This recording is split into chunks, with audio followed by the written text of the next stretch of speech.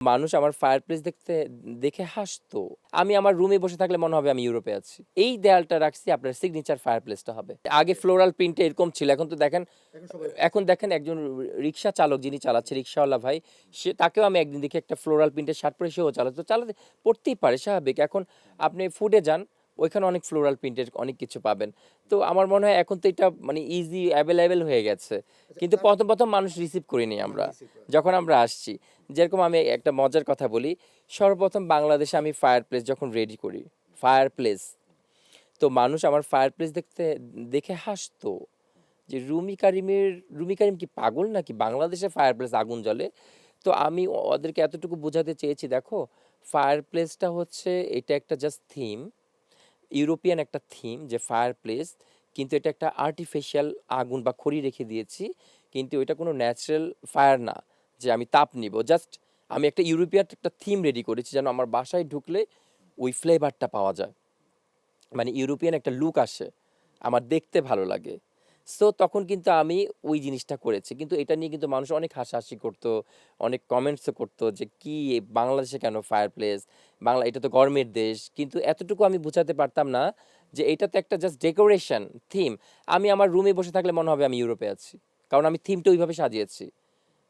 আমি আমার বাংলাদেশের মধ্যে আমি আমার ড্রয়িং রুম এমনভাবে করেছি, একবারে হোয়াইট হাউস, ঢুকলে মানে দরজাটা সহ হোয়াইট, সোফা যে এটাও হোয়াইট, সব কিছু একটা হোয়াইট থিমের উপর। তো এটা দেখলেই মনে হবে আল্লাহ ভিনটেজ একটা ফ্লেভার, আমি সেই প্যারিসে চলে গেছি, বা আমি সেই লন্ডনে চলে গেছি, বা একটা কোনো ক্যাসেলে চলে আসছি, ওই ভাইবসটা আমি দিতাম। তো এটা যখন নাকি প্রথম আমরা শুরু করলাম, যখন নাকি ইন্টেরিয়র মানুষ এই ওয়ার্ডটাই বুঝতো না, তখন মানুষ এটা নিয়ে অনেক হাসাহাসি করতো যে এইগুলা কি, সাদা জিনিস ময়লা হয়ে যাবে, একদিনও টিকবে না, এসব ফার্নিচার কেউ করে, এসব ডিজাইন কেউ করে, তো এইসব ভাবতো। অথচ দেখেন এই যে বের করলাম, এখন মানুষ তার বাসা বানালেই সবার আগে আমাকে বলে, রুমি ভাই এই দেয়ালটা রাখছি আপনার সিগনেচার ফায়ারপ্লেসটা হবে, মানে এটা করবেই।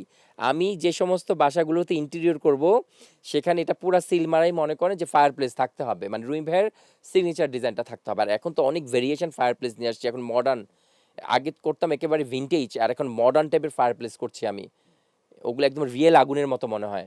ইভেন ওইটার মধ্যে আরেকটাও সিস্টেম করে দিয়েছি, সেটা হচ্ছে শীতের মধ্যে আপনি হিট পাবেন, মানে হিটার সিস্টেমও আছে, ঘরে ঢোকার সাথে সাথে আপনার ওই জায়গাটা গরম হয়ে যাবে, এবং ওইটা রিয়েল আগুনের মতো জ্বলতে থাকে, উপরে সুন্দর একটা ডিজাইন করে দেওয়া থাকে। তো এখন তো আরও বেশি আরও বেশি আধুনিকের ছোঁয়া এনেছি। এখনো প্রচুর ভক্ত আছে আপনার, হ্যাঁ, যারা আপনাকে পছন্দ করে, আপনার কথা শুনে আপনাকে দেখে।